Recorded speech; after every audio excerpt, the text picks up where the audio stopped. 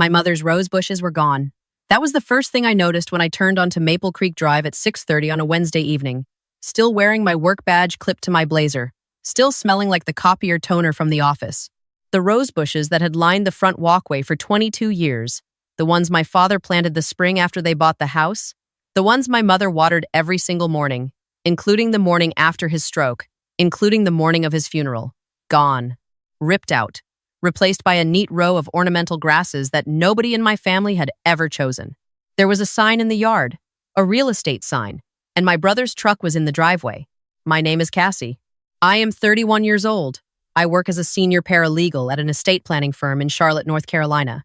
My job, the one I have done 6 days a week for the past 8 years, is to make sure that when people die or become incapacitated, the things they built and the people they love are protected by language so precise that no one can twist it into something it was never meant to be. I draft trusts. I prepare deeds. I file powers of attorney. I sit across the table from families who are falling apart, and I hand them documents that hold the pieces in place. I am very, very good at what I do, and I'm good at it because I watched what happens when no one does it at all. My father had his first stroke when I was 23. He was 59. He was replacing a section of the backyard fence on a Saturday afternoon, and my mother found him sitting in the grass, holding a hammer, unable to remember how he got outside. The second stroke came 14 months later, and it took most of his speech. The third one, the one that killed him, came on a Tuesday in March, 2 years ago. He was sitting in his recliner watching a game. My mother was in the kitchen heating soup. She heard the television volume spike because the remote had fallen against the armrest at an angle. By the time she reached him, he was already somewhere else. After the funeral, I sat down with my mother and looked at their finances. What I found was not a disaster.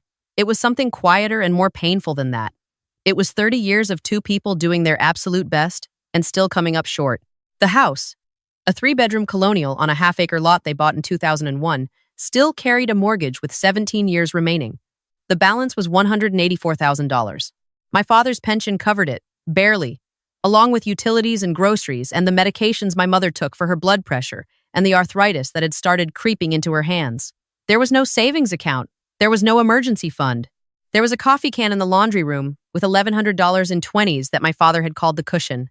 My mother, who had spent 31 years as an elementary school teaching assistant, was not destitute. She was something worse. She was balanced on a wire so thin that a single unexpected expense, a new furnace, a roof repair, a hospital bill, would snap it. So I paid off the mortgage.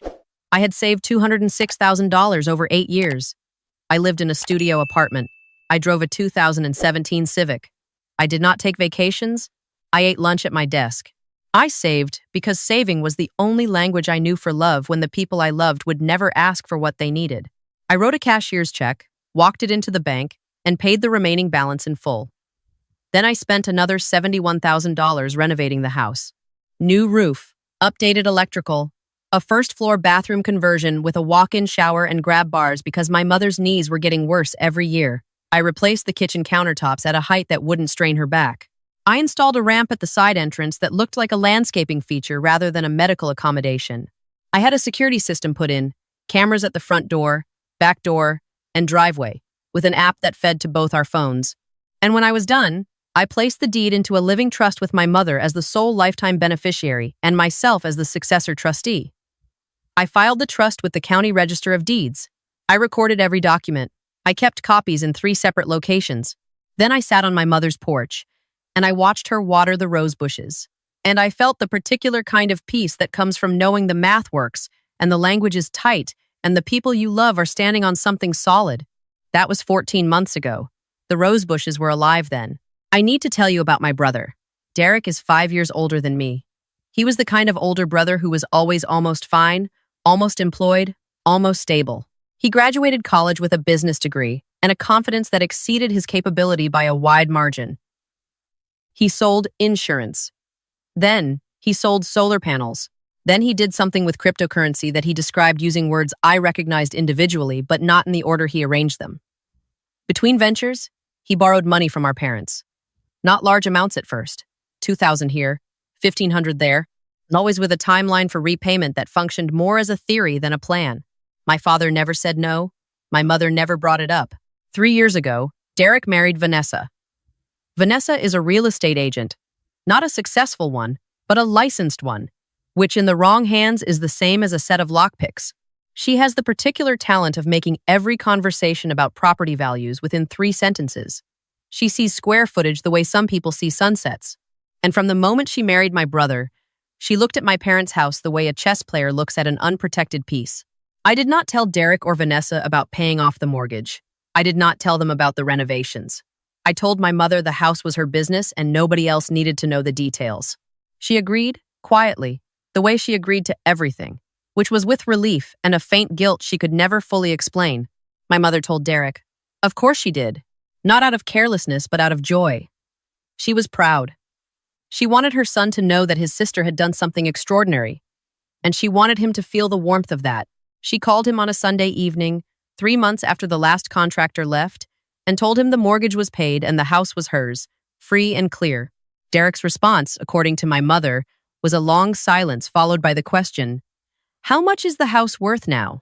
My mother told me this with the careful neutrality she used when she was trying not to take sides. She said Derek was just curious.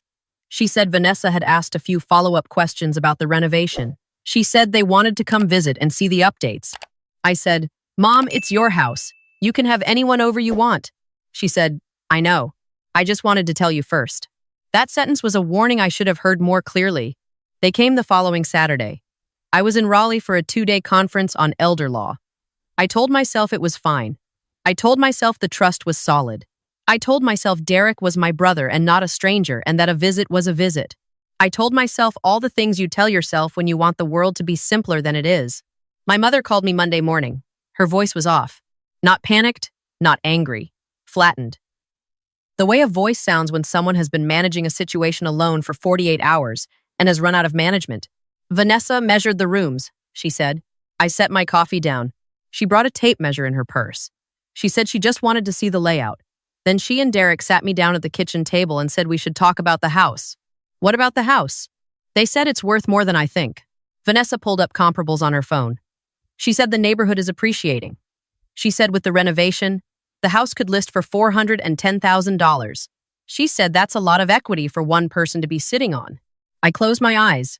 Derek said I should think about selling. He said I could move into something smaller, a condo or a senior apartment, and the difference would set me up for retirement. He said Vanessa could handle the listing. He said they'd already talked to a staging company. Mom, did you agree to anything? No. I told them I'd think about it. But Cassie, he kept saying our family home. He kept saying the equity belongs to all of us. Vanessa kept nodding. It doesn't belong to all of you. It belongs to you.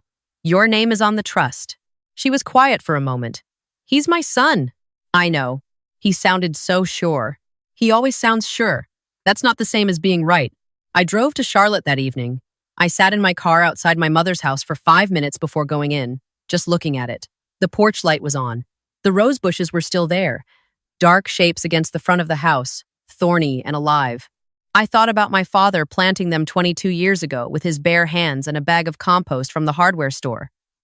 I thought about the deed in the trust with my mother's name on it. I thought about the distance between what a house is and what people decide it should be worth. I went inside. My mother had made tea. We sat at the kitchen table and I opened my laptop and showed her the trust document, line by line, in plain language. This is a living trust, I said. You are the sole beneficiary during your lifetime. That means no one can sell this house, lease this house, borrow against this house, or make any legal decision about this house without your explicit written consent. And even with your consent, any major transaction has to be approved by me as trustee. This is not a suggestion. It is a recorded legal instrument filed with Mecklenburg County. She looked at the screen. Derek said trusts can be changed. Revocable trusts can be amended by the grantor. That's you, not Derek, not Vanessa. You. And only while you have legal capacity to do so.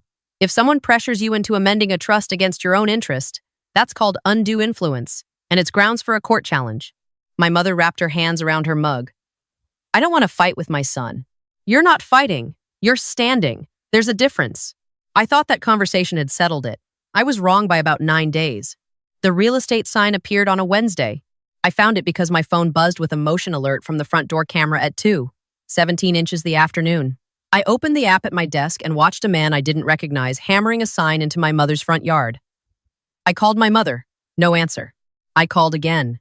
No answer. I called her neighbor, Mrs. Chen, who had a key and checked on her twice a week. Mrs. Chen picked up on the second ring. Cassie, there's a man putting a sign in your mother's yard. For sale sign. Your mother is inside. She seems upset. She said Derek told her it was happening. I left work mid-sentence in a meeting. My boss, an estate attorney who had heard me describe family situations like this 100 times, looked at my face and said, "Go." The drive from Charlotte to my mother's house takes 22 minutes in normal traffic. I made it in 16. The sign was still there when I pulled up. It had Vanessa's name on it, her brokerage, her phone number. It was a professional sign. She had ordered it in advance. She had planned this. My mother was in the kitchen. She had been crying. On the table was a listing agreement, partially completed, with my mother's name printed at the top and a signature line at the bottom that was empty. "He brought it this morning," she said. "He sat right there and told me this was the smart thing to do. He said Vanessa ran the numbers and I could walk away with $200,000 after buying a condo. He said I was being selfish, keeping a whole house to myself when the family could benefit. Did you sign it?" "No." "Did he leave the form?" "He said to look it over. He said he'd come back Thursday." I picked up the listing agreement and read it. It was a standard exclusive right-to-sell contract, 6 months, with Vanessa's brokerage as the listing agent. The commission was set at 6%, which meant Vanessa would personally earn roughly $12,000 on the sale of a house she had no right to sell.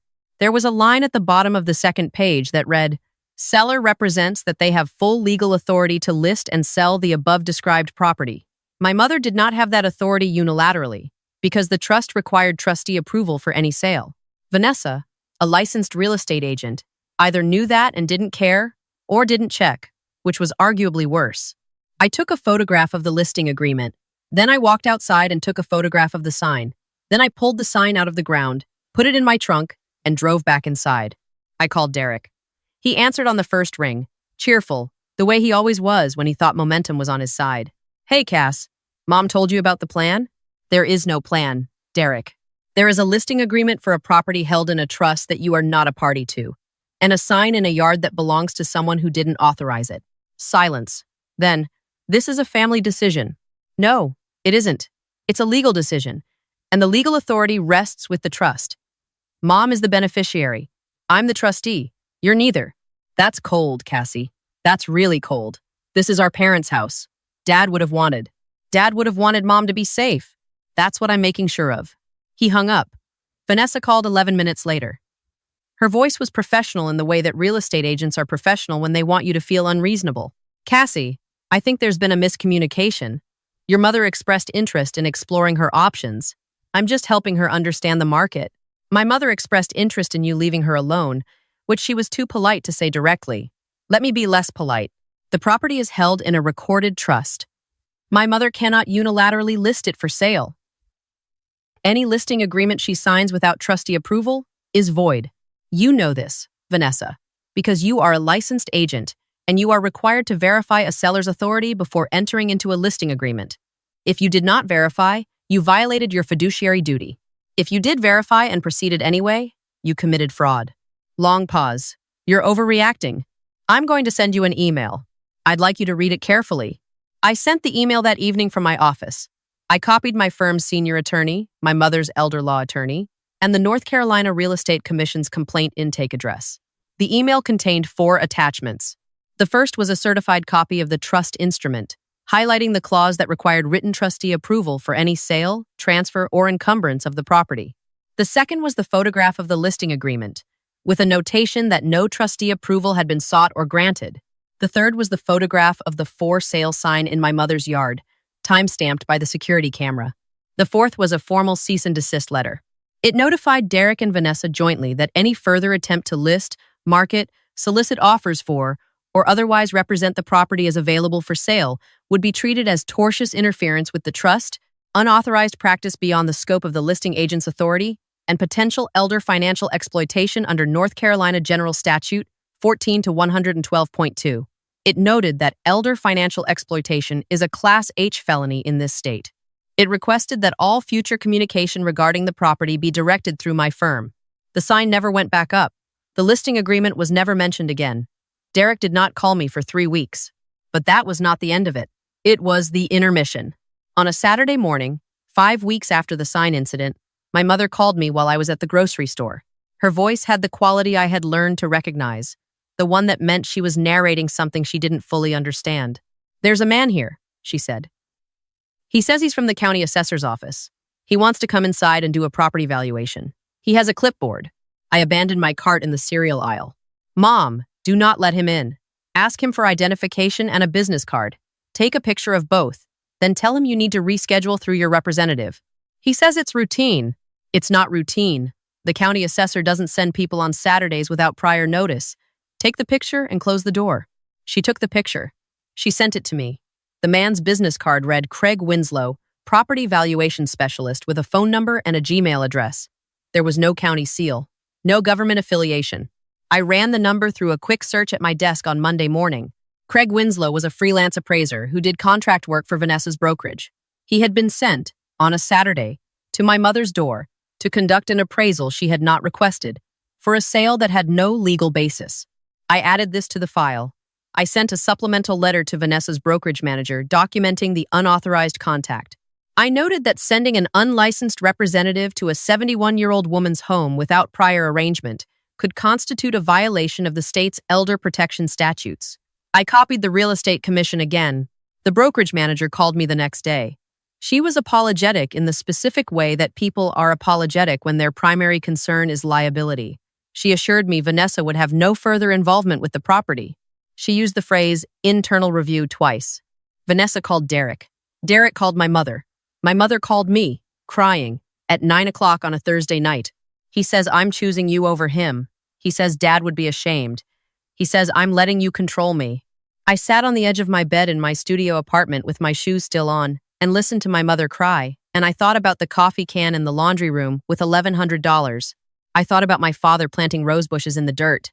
I thought about the fact that my brother could say Dad would be ashamed about the daughter who paid off the mortgage and not about the son who tried to sell the house out from under his own mother. Mom, I need you to hear me. You are not choosing between your children. You are choosing to live in your home. That is not a betrayal. That is a right. He's so angry.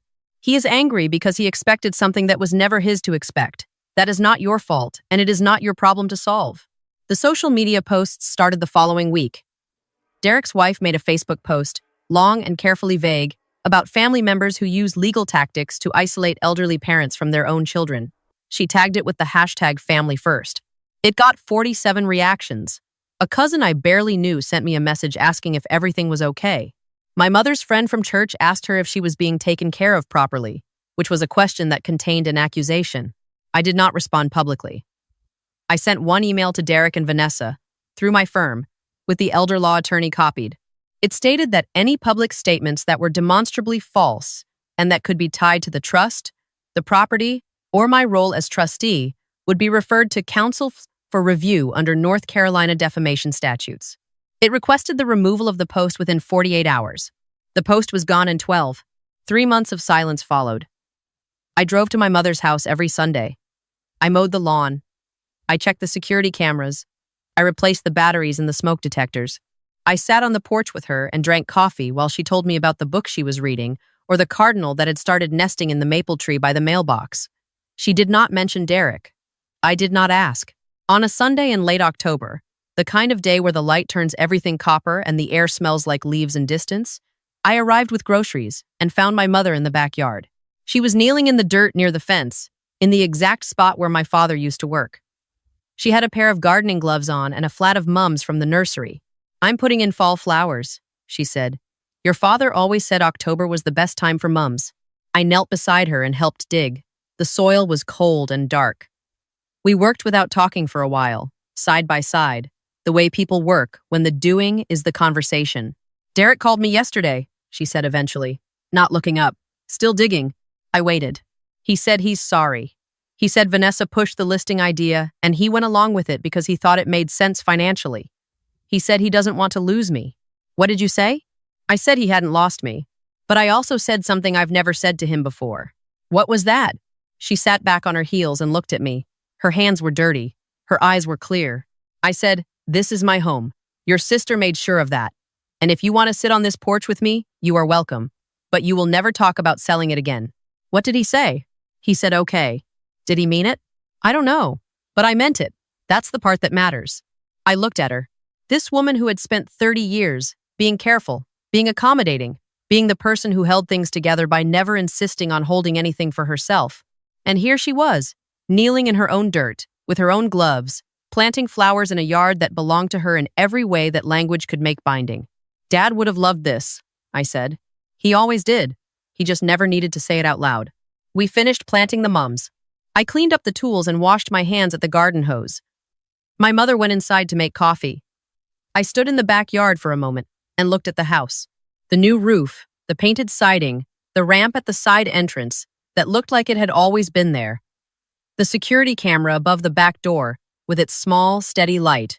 The fresh mums along the fence, orange and gold, catching the last of the October sun.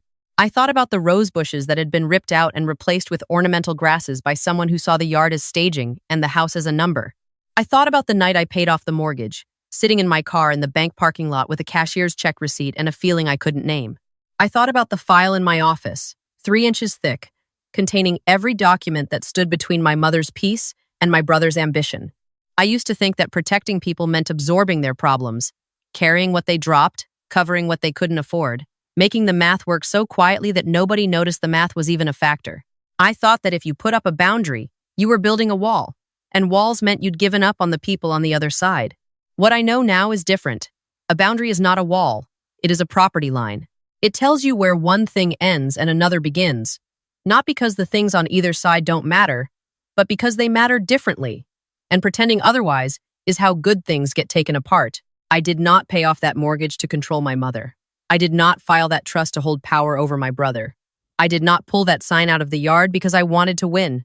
I did it because there was a woman kneeling in her own backyard, planting flowers in the dirt her husband once turned with his own hands, and she deserved to do that without anyone calculating what the dirt was worth. Derek and I are talking again. Slowly. On the phone, once every couple of weeks, about nothing in particular. He has not mentioned the house. I have not mentioned the file. Vanessa and I do not speak, and I am at peace with that in the way you are at peace with a door that's closed but not locked. My mother waters the mums every morning. When winter comes, she'll cover them with mulch, the way my father taught her. And in the spring, they'll come back. The rose bushes, the ones Vanessa had pulled out during the staging push, I replanted them last month. They're small right now, barely a foot tall, thin branches with a few stubborn leaves holding on against the cold. But the roots are in, the soil is good, and nobody is going to pull them out again. If you have ever been the one who handled things, the one who filed the paperwork and paid the bill and made the call and held the line while someone in your own family tried to sell the ground you were standing on, I want you to know something. Holding the line is not losing the family.